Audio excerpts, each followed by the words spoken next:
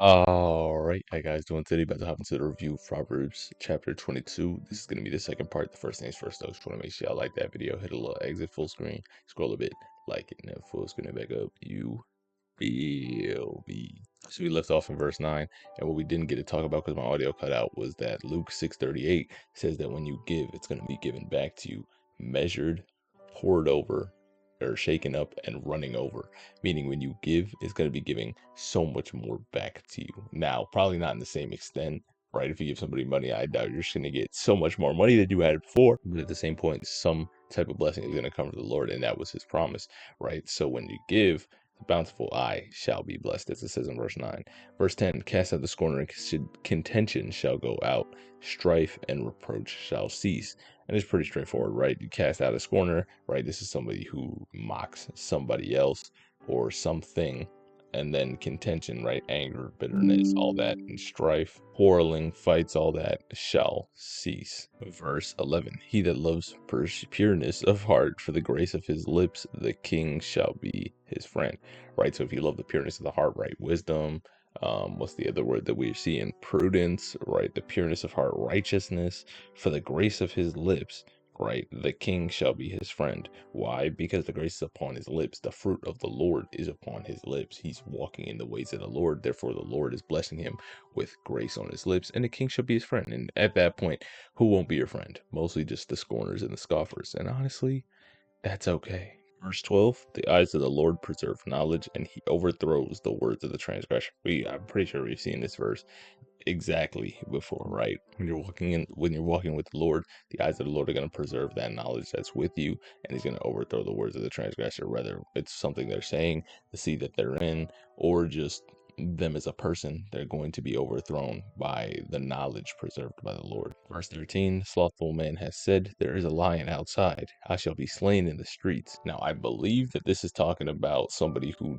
is scared to go outside, so they're making up excuses to go outside. But let's just check one more time. Yeah, so it's the cry of the lazy man. In his imagination, the outside world and the work required to function in it are so frightening that it's best avoided, and his excuse is crazy and absurd, and that is his refuge. Right. I think this goes to show that people will make up any excuse or just some excuse to not do what they want to do, right? So when you hear somebody, when you ask them to do something and they say, I can't do it because of this, and that, chances are they don't want to do it, and that's a vice that they have. But it's our job to push them to be a little bit better and to see how whatever we're calling them to do or asking them to do can be used to better the kingdom of God down here on this planet, right? Verse 14, this mouth of a strange woman is a deep pit. He that is abhorred of the Lord shall fall therein. Right. And this is basically just saying don't listen to the strange woman, right? This is specifically in this time, it would be a foreigner, right? But in our day and times, it would be a woman that's not suitable, aka somebody who you'd be unequally yoked with, aka an unbeliever, right? It will be a deep pit. And somebody hated by the Lord or abhorred, which let me check the definition. I'm pretty sure to abhor is to hate, but I don't think the Lord hates anybody, right? To regard with disgust and hatred, right? So somebody disgusted, who the Lord disgusts at, shall fall into that pit. Meaning somebody who doesn't love the Lord, who's not in with righteousness or prudence or wisdom or guidance or grace, is going to fall into the pit of an unbelieving woman's mouth, aka believing the promises, the lies, or just the sin that's enticing them with sin that she wants them to hear, and then eventually act on, right? Because our thoughts become our words become our actions, and so forth and so on. Verse 15, foolishness is bound in the heart of a child, but the rod of correction shall drive it far from him. And this is basically saying, right, when we talk about raising up your child in the way she should go, this is saying that when a child is born, foolishness is already bound in his heart. It's something we cannot stop. It's just the indescribable nature of humans, right? That's sinful flesh. That's just what we have. That's just what we're left with or starting with. But the rod of correction, whether that be from their parent or from God, shall drive it far from him. But that's not a promise. Remember, these are observations. What needs to be done, and this has to be done in a healthy way, right? The rod of correction, whether it come from God or from the parent, needs to come in the name of God, right? Right. Just like everything should. Because if not, they're just going to see it as you're baiting me for no reason. That's when you get kids who hate their parents and who say I was abused as a child, right? Because they don't know from whence this rod is coming from. And there are instances where parents may say it's coming from God when it's really like actual abuse, right? So I don't want to say that every single instance is like that, but at the same time, not every instance is not like that, if you feel me.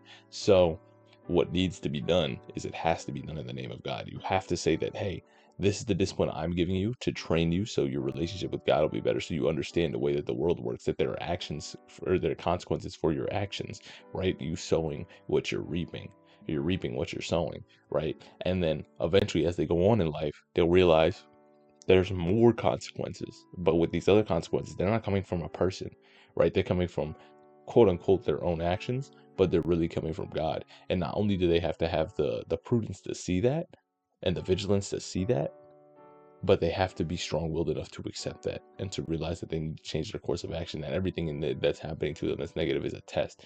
And not only if it's a test, my bad, the Lord doesn't test. It's not a test, but it's a choice. It's something they have to see, they have to accept, and they have to recourse. Their is recourse a word? I don't know. But they have to redirect their course of actions, you know, because it's like, oh, the Lord is showing me this ain't right. Now I got to do something else. And because you got to go do something else, you can then say, I accept this punishment and I'm going to be better. It's essentially what you're saying. Verse 16, he that oppresses the poor to increase his riches, and he that gives to the rich surely shall come to want. And obviously we can just see somebody that oppresses the poor and increases his riches. He shall come to want, aka somebody that's preying on the poor to increase themselves. But I want to see what it means to give your riches to somebody else. What it's talking about that. He who gives to the rich, the one who gives to the rich is like the one who oppresses the poor, has no compassion for those in need, and such the principle applies. He shall surely come to poverty. God's blessing will not be on the life and the wealth of such a man lacking in compassion. The juxtaposition of one who takes money from the poor who needs it with the one who gives to the rich who does not need it points up the folly. For example, what happens when executives are paid exorbitant sums and overwork the remaining employees. True. But I'm wondering if this includes taxes, question mark? But you're not going to talk about that. We're just going to give to Caesar what Caesar's, you feel me? Anyway, verse 17. Bow down thine ear, hear the words of the wise, and apply thine heart to understanding. And he mentions in the sermon, Pastor Paul says that these are combo of verses, right? He grouped these all together from the last three, probably the next two even. But this one, it switches the verbiage of what we have seen in Proverbs thus far. It's not he that or she that or the one that or the kid that, right? It's a specific command to the reader. Bow down your ear, right? Submit your ear, bow it down. Hear the words of the wise. Who's the wise? The teachers, the preachers, God himself. And apply thine heart unto my knowledge, right? And Solomon speaking on behalf of God, so he's able to use the my in this case, but at the same time, it applies to God as well. We're supposed to bow down our ear, but also our whole body. We're supposed to submit our whole being to God, hear his words, listen to his counsel, and apply thine heart into his knowledge and his understanding, and we will receive grace, right? That's what promised. Verse 18, because it's a pleasant thing if you keep them within you, and they will be fitted in thy lips, right? It's going to be pleasant. You're going to be blessed. Your life is going to be better. But I want to see what it means to fit it in your lips. I believe it's just going to be, this is the representation that all that. Interesting. The study guide doesn't talk about what it means to be fitted upon your lips, but we can take our best guess, right, and say fitted upon your lips. It will be ingrained in you to some extent, right? It'll be ingrained in you and you will have it with you. This grace will be with you and you will be okay in the Lord, right? Right. All right. That's going to be the end of the video. Hope you guys have yourself a fantastic rest of your day. Peace.